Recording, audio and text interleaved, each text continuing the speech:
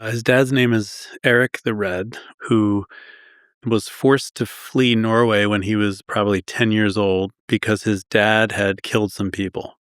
It's kind of hilarious in the saga. It says, for a few killings. Mm-hmm. Okay, I guess that's a thing. So he went to Iceland and he got a farm in Iceland, which was already starting to become overpopulated. They had cut down all the trees. There were some climate problems of deforestation and farms just blowing away. So the population was essentially beginning to crash in Iceland. And he got into a fight with his neighbor and ended up killing his neighbor. And so he was exiled from Iceland. So he was exiled from the place his father had been exiled from. So it runs in the family, this whole outlaw thing.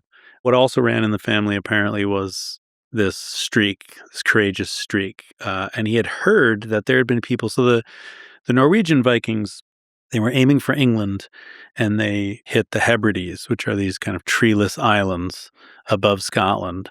And they found they were good for refueling, because pick up water or whatever, and then on your way to Scotland to raid. And then a Viking had missed the Hebrides and discovered Iceland. And then another Viking had aimed for Iceland, missed, and hit Greenland. And a little fun fact about Greenland, it is both north, south, east, and west of Iceland. So it's any direction, you're going to hit Greenland. So Greenland is hard to miss. It's hard to miss, which is not to take away anything from the extraordinary danger, the certain death of going further west. But by this time, there was this idea that enough people had become famous by sailing west into the unknown and discovering things that I think there was a general idea of there's more out there to the west. And so he had talked to someone who had seen Greenland and reported that there was this good land further west. And so he hired the ship's crew of that Viking. So it's kind of the deck was loaded. And he went to Greenland, where he was able to settle two different colonies. One was called the Western Settlement in the west, and one was called the Eastern Settlement in essentially the extreme south. And that was essentially the edges of where Viking technology could be. A cool factoid is that the Vikings practiced husbandry, raised animals, and obviously this is not an option in Greenland, although they couldn't have known it at the time, but they brought plants with them.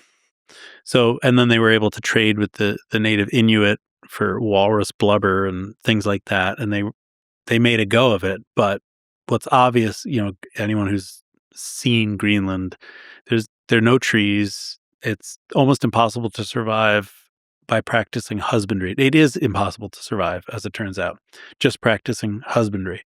And by this point, I think this extraordinary Viking pragmatism is beginning to be played out, because one of the reasons the Greenland experiment fails ultimately in 300 years is they fail to adapt.